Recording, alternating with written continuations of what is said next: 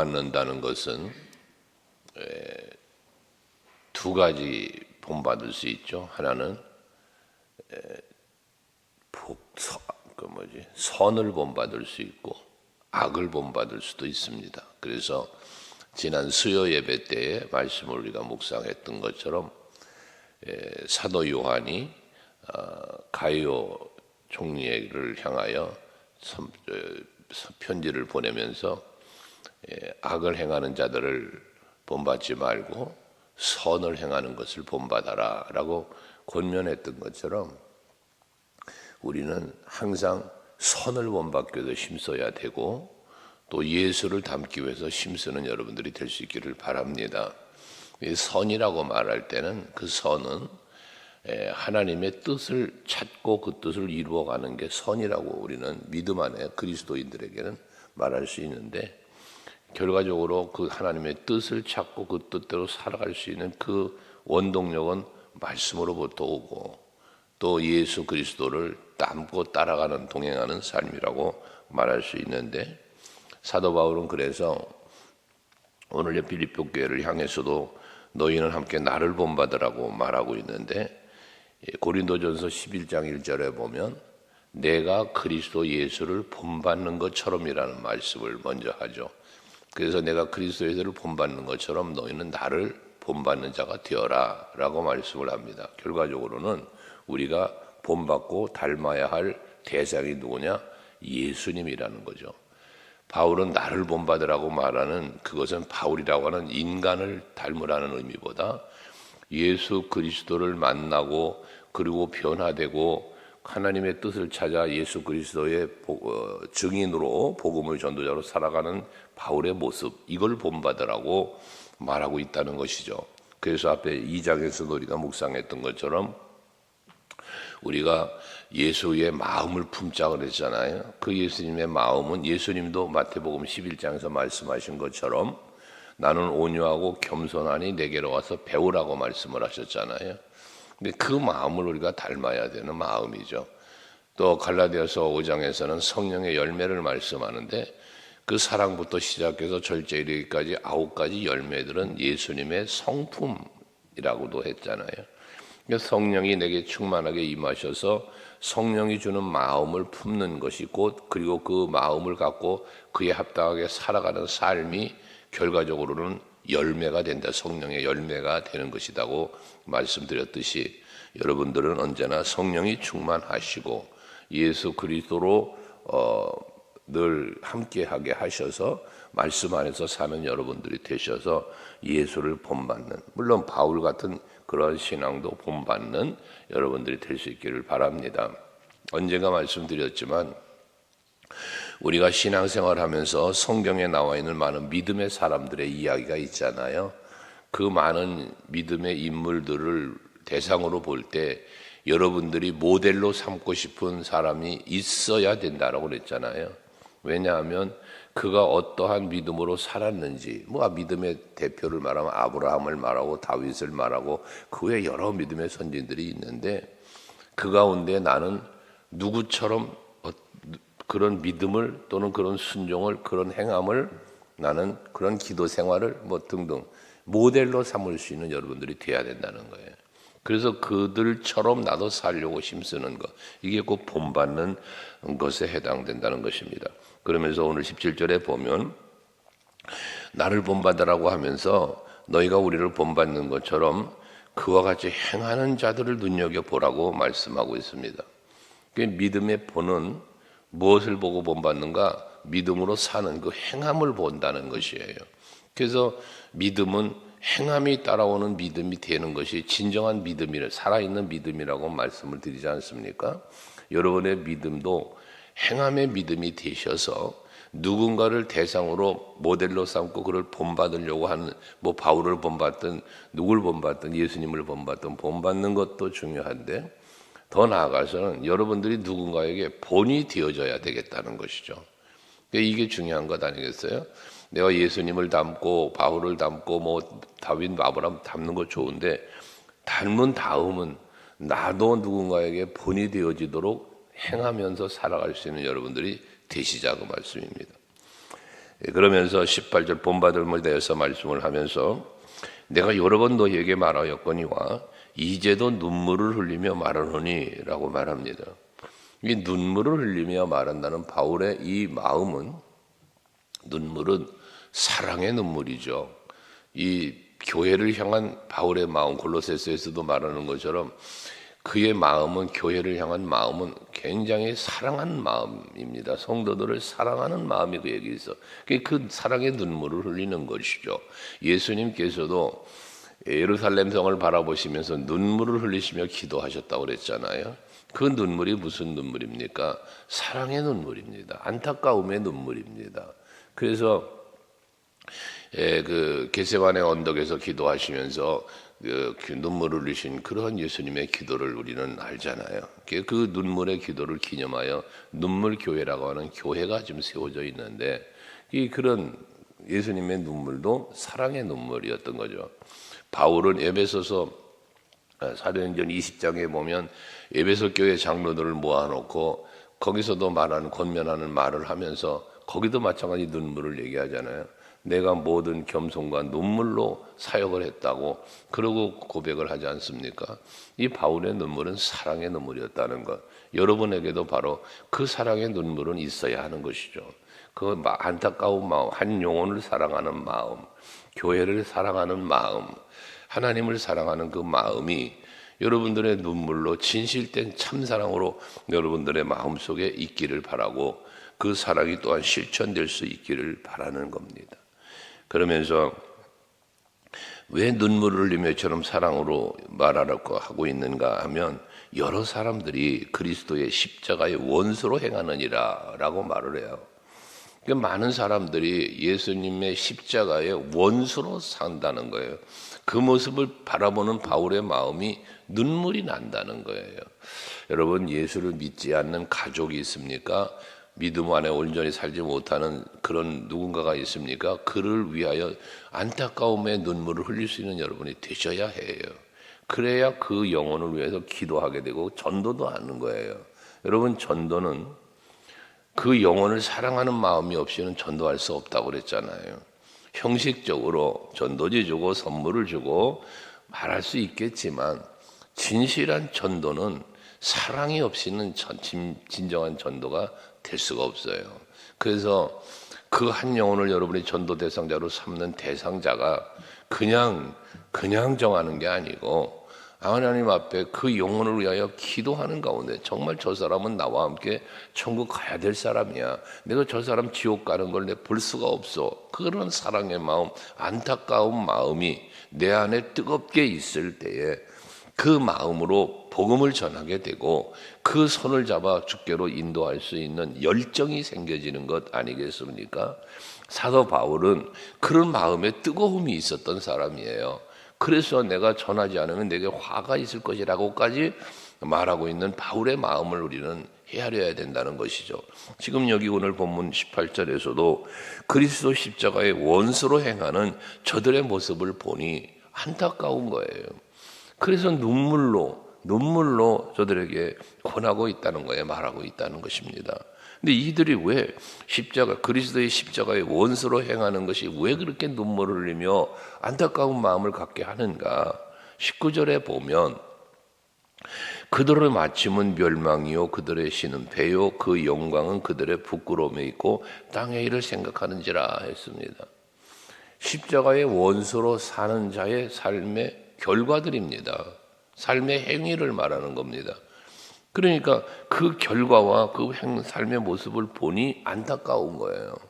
저들의 결과는 멸망이라는 거예요. 우리가 십자가의 은혜 안에 살며 그 십자가의 도를 따라 살면 생명이고 영생이잖아요. 영원한 하나님의 나라잖아요. 얼마나 행복과 평안, 그 기쁨이 있는 결과입니까? 예수를 믿고 십자가의 도를 따라 사는 그러한 삶을 사는 것은 그렇게 지금은 고난일 수 있지만 그 결과가 생명이란 말이에요. 그런데 지금 이 십자가의 원수로 사는 사람은 멸망이 된다는 거예요. 그 고린도전서 몇 장입니까? 1장에 18절에 보면 그잖아요. 십자가의 도가 멸망당하는 자들에게는 미련한 것이로되 구원받은 우리 성도들에게는 하나님의 능력이라고 하잖아요. 그것처럼 여러분 십자가의 원수로 행하는 것을 바라볼 때는 멸망당하는 길을 가니 얼마나 안타까워요. 그게 눈물이 난다는 거예요. 뿐만 아니라 또 저들은 십자가의 원수로 사는 사람들의 신이 배려요. 여기 신이 배라는 것은 뭐냐면 육체적인 욕심과 육체적인 욕구만을 위하여 살아가고 있는 모습을 말하는 거예요. 배가 부르면 정말 배부르고 등 따시면 이라는 표현을 하잖아요. 배부르고 등 따시면 육체적인 평안을 말하는 거죠. 이 결과가 무엇입니까? 예수께서도 말씀하셨지만 곡간에 곡식을 잔뜩 쌓아놓고 내 영혼아 즐기자 평안하자라고 말하는 이 어리석은 부자에 대한 이야기. 야, 이 어리석은 사람아, 내가 오늘 밤에 네 영혼을 불러간다면 그 곡간에 쌓아오는 것이 너에게 무엇이 유익하겠는가? 맞죠. 지금 내가 배부르고 등 따시다고 해서 그것이 결과가 과연 그 결과가 무엇입니까? 그 마침이 무엇입니까? 멸망이라니까요. 그 마침은. 그러니까 우리는 마태복음 6장에서 예수께서 말씀하시는 것처럼 너희는 무엇을 먹을까 마실까 입을까 염려하지 말아라. 이건 세상 사람들이 하는 염려라는 거예요. 그 우리는 어떻게 살라고 그래요? 너희는 먼저 그의 나라와 그의 의를 구해라. 그러면 이 모든 건 너에게 더하여 주실 것이다 라고 말씀하잖아요. 내가 살아가는 삶의 우선순위가 어디에 있어야 하는가를 말씀해 주신 거지 않습니까? 근데 십자가의 원수로 사는 사람은 그저 육체만 위하여 살아요. 하늘의 소망이 없는 거예요.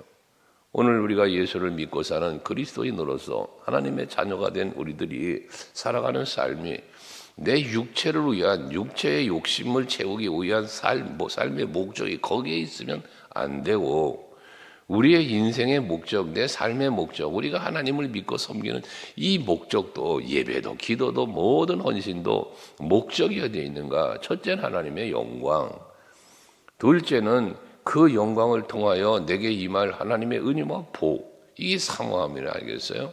이런 우리들의 마음가짐이 십자가의 원수로 살지 않는 삶을 이끌어내는 거예요. 그 결과예요. 뿐만 아니라 저들의 영광은 그들의 부끄러움에 있다는 거예요. 저들이 추구하는 것, 그래서 뭔가 내가 기뻐하고 내가 즐거워할 만한 것, 그걸 찾아가고 있는데 그들의 그 영광은 결과가 뭐다? 부끄러움이라는 거예요. 여러분 예수께서 그러죠. 내가 주의 이름으로 귀신도 쫓아내고 내가 주의 이름으로 여러 가지 일을 했다잖아요. 그런데 내가 너희를 도무지 알지 못한다고 말한다면 이 얼마나 기가 막힌 일이냐 그 말이에요. 마지막이 착하고 충성된 종아 칭찬받는 것이 복된 거지 이 악하고 게으른 종아 책망을 받고 여러분 쫓겨남을 당한다면 얼마나 부끄러운 모습이냐 그 말이에요. 잔치에 초대를 받았지만 예복을 입지 못해서 안아서 쫓겨나는 자들처럼 계시록에 말하는 흰옷 입은 자들은 성도들의 옳은 행실이라고 그러잖아요. 그러니까 우리가 하나님 앞에서 옳은 행실이 뭐예요? 앞에서 말한 대로 예수를 본받고 믿음 안에 온전히 행하며 사는 사람, 이게 옳은 행실이지 않습니까? 근데 십자가의 원수로 살아가는 사람은 결과적으로 예복을 입지 못한 자가 되는 거고 하나님이 보시기에 합당하게 살지 못한 자가 되니 그 마침은 부끄러움이 된다는 거예요. 여러분 부자와 나사로의 비유가 누가복음 16장에 나오는데 거기 보면 부자는 세상을 살면서 호의호의하면서 살잖아요. 날마다 잔치를 하며 살았답니다. 얼마나 행복했겠어요? 얼마나 즐거웠겠습니까? 그러나 그의 마침은 뭐였습니까? 그의 마지막은 부끄러움이에요. 고난이에요. 하지만 세상적으로는 불쌍하게 살았던 나사로는 아브라함의 품에 가서 안겨 있답니다. 영광이죠. 기쁨이죠. 그건 영원한 영광, 영원한 기쁨인 것입니다. 그래서 잠언 22장 4절에 말하는 것처럼 모든 겸손과 여호와를 경외함의 보상은 그러잖아요. 우리가 하나님 앞에 어떻게 살았느냐, 하나님을 여호와를 경외하면서 예수님의 마음을 닮은 온유와 겸손함으로 살면 그 결과가 재물과 영광과 생명이라고 그러잖아요. 부끄러움이 아니라 누림이에요. 말하는 거예요. 우리는 그래서 십자가의 원수로 살면 안 되고 오직 십자가의 도를 믿고 따르는 여러분이 되셔야 된다는 겁니다. 그러면서 저들은 땅의 일을 생각한다고 하잖아요. 땅의 일은 뭐예요? 세상의 일이에요. 세상의 모든 정욕과 세상 속에 누리는 육체적인 삶을 지향하며 살았다는 것이 않습니까? 그럼 우리는 뭐예요? 하늘의 시민권을 갖고 하나님의 나라를 바라보며 사는 사람들이지 않습니까? 앞에서 사도 바울은 표대를 향하여 나아간다잖아요. 세상의 많은 자랑거리들을 다 배설물처럼 여기고 오직 부름의 상, 오직 예수를 표대로 삼고 달려가노라라고 말했던 것처럼 우리는 하늘의 소망을 갖고 하나님의 자녀다운 모습으로 살아가는 우리 모두가 되어야 할 것입니다. 골로새서에서 바울은 땅의 것을 바라보지 말라고 그러잖아요. 땅에 매이지 말라고 하잖아요. 그래서 위의 것을 찾고 위의 것을 생각하라고 말씀을 하고 있는 것처럼 여러분들이 오늘도 사시면서 하늘의 소망 갖고 위의 것을 생각하고 위의 것을 찾을 수 있는 땅의 매인 자가 되지 말라는 것입니다. 20절에 그러잖아요. 우리는 우리의 시민권은 하늘에 있는지라 거기로부터 구원하는 자 곧 주 예수 그리스도를 기다린다라고 말하지 않습니까? 우리의 시민권은 하늘에 있기에 우리는 그 나라를 바라보며 살고 있고 오직 예수를 바라보면서 사는 것 아니겠어요? 우리는 하나님의 자녀가 되었어요. 우리는 하나님의 나라를 예수를 길이요 진리요 생명이 되시는 예수를 믿고 따라가는 사람들이잖아요. 그러니까 우리가 시민권이 하늘에 있다는 거예요. 이 세상은 나그네 길이에요. 여러분 우리가 어디를 여행을 해도 아무리 아름다운 곳을 가도 아무리 호화로운 호텔을 가도 자도 결과는 뭡니까? 집으로 돌아와야 돼요. 이게 나그네예요. 그것처럼 이 세상에 사는 것이 우리가 아무리 이 세상이 좋아도 결국은 우리의 본향되는 우리를 위하여 예비된 하나님의 나라를 가야 되는 사람들이에요. 우리는. 그러니까 이 세상 것을 추구하지 말고 하나님의 나라를 그래서 바라보는 우리가 되어야 한다는 것이죠. 그러면서 21절에 그는 만물을 자기에게 복종하게 하실 수 있는 자의 역사로 우리의 낮은 몸을 자기 영광의 몸의 형체와 같이 변하게 하시리라 합니다. 주의 날을 사모하며 하나님 나라를 사모하며 그 시민권을 갖고 사는 우리는 주 예수를 바라보고 기다리며 사는데 예수를 만나는 그날은 그리스도 예수의 그 영광에 우리도 참여할 수 있도록 그 엄청난 은혜를 베푸실 것이라는 거거든요.